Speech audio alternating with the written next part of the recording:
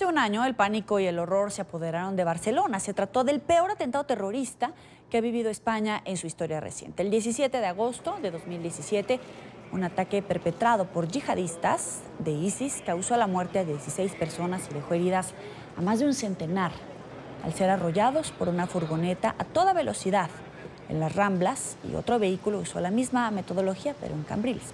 Un año después de estos hechos, las autoridades siguen preocupadas por el tamaño de la célula y los datos encontrados dentro de la investigación pues aseguran que la intención principal de este grupo extremista, encabezado por el imán de Ripoll, era cometer el mayor atentado yihadista de la historia de Europa, con objetivos como la Sagrada Familia, el Camp Nou, el Festival de Rototom de Benicassim y la Torre Eiffel de París. 8 de los integrantes de esta célula fueron abatidos y 3 se encuentran detenidos. Para hablar de este tema, quiero saludar a Silvia Galard, sobreviviente del atentado en las Ramblas. Gracias por estar con nosotros. Gracias a vosotros por llamar. Silvia, ha pasado un año desde que la furgoneta que usaron los terroristas en este atentado les rozara.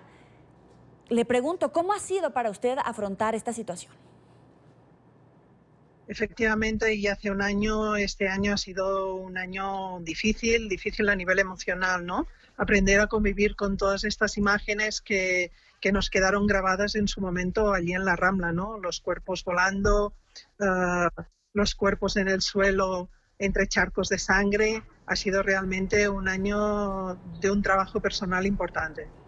Le quiero preguntar por qué se encontraba en las Ramblas hace un año y cómo fue todo esto. Tengo entendido que usted estaba de paseo con su esposo. ¿Él está bien? Sí, efectivamente, pues como este año nosotros estábamos de vacaciones, decidimos bajar a Barcelona. Barcelona es mi ciudad. Yo no vivo en Barcelona desde que me casé, pero es mi ciudad y cada vez que podemos escaparnos, pues vamos, ¿no? Decidimos pasar ese día entero de verano en Barcelona. Por la mañana aprovechamos para ir al Museo de Historia, que hacía mucho tiempo que queríamos ir. Comimos en un restaurante del puerto y cuando acabamos de comer mi marido me dice, vamos a pasear por las Ramblas, que a ti te gusta mucho. Y efectivamente salimos del puerto, subimos desde Colón por las Ramblas, nos paramos delante del liceo, comentamos la ópera que harían en septiembre, seguimos nuestro paseo y entre el Palacio de la Virreina y una calle que se llama Pinto Fortuny, pues la furgoneta nos encontró, o nosotros encontramos la furgoneta. Íbamos comentando algo sobre un ramo de rosas y de pronto oigo un ruido extraño que no tenía que ver con el ruido ambiente de la calle, ¿no? Un ruido ambiente de alegría. Levanto la cabeza y en ese momento pues ya vi cuerpos volando por el aire como bolsas de plástico, como muñecos tirados. Y de golpe se abre la gente, se abre la multitud y de en medio sale la furgoneta blanca directa hacia nosotros. Nosotros subíamos más bien por el lado derecho del paseo central, la furgoneta venía por el lado izquierdo y bajaba haciendo como S, ¿sabes? Como buscando grupos de gente. Entonces supongo que por instinto reacciono, le doy un empujón a mi marido para podernos apartar y en ese momento pues la furgoneta pasa por mi lado como una exhalación, dejando un rastro de muerte y de dolor terrible. Entre las víctimas había niños, había turistas. Usted misma decía hace un momento que la furgoneta hacía heces y alcanzó a aventar a su esposo y a usted también para salvar la vida. ¿Cuál fue el sentimiento en ese momento cuando se vive entre la vida y la muerte? Realmente es una situación que se ve con mucha angustia y con mucho miedo. Y miedo había mucho en el ambiente, ¿sabes? Aparte de las imágenes que nos iban entrando por los ojos de los cuerpos tendidos en el suelo, pues este miedo a todo lo que podía suponer, ¿no? Si aquello no se había terminado en aquel punto terrible. ¿Y cómo transcurrieron estas horas, los días, los meses después del atentado?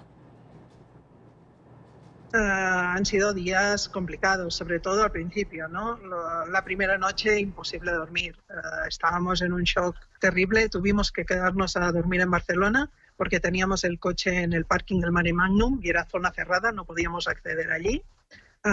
Después de suceder esto, intentamos reunirnos con nuestra hija, que nuestra hija pequeña estaba en la Plaza Cataluña, y pasamos con ella y una amiga suya 3 horas encerrados en el desigual de Plaza Cataluña, hasta que viene la Guardia Urbana a sacarnos. Llegamos a casa de mis padres, que mis padres aún viven en Barcelona, y pasamos allí esta primera noche en blanco que te digo.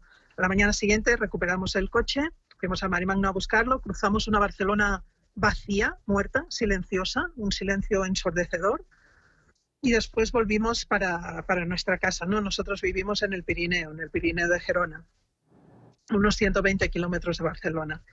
Y los primeros 15 días fueron terribles, de pesadillas, de despertarnos con el ruido del impacto de la furgoneta contra los cuerpos, con las imágenes que habíamos visto allí, ¿no? Fueron unos días muy difíciles, pero bueno, poco a poco pues vas trabajando todo este recuerdo, todas estas imágenes, y parece que todo el tema se normaliza. Es a posteriori que a raíz de, bueno, irritabilidad, falta de concentración, agotamiento, pues la doctora nos dice, vosotros lo que tenéis es estrés postraumático, necesitáis ayuda de un psicólogo. Claro, y con ese estrés, ¿ustedes asistieron a terapia? Después inmediatamente no. De hecho, hemos empezado la terapia psicológica 10 meses más tarde, ¿no? Realmente al no tener heridas físicas, por suerte, para nosotros dos y para nuestra familia, pues estamos aquí, estamos con ellos.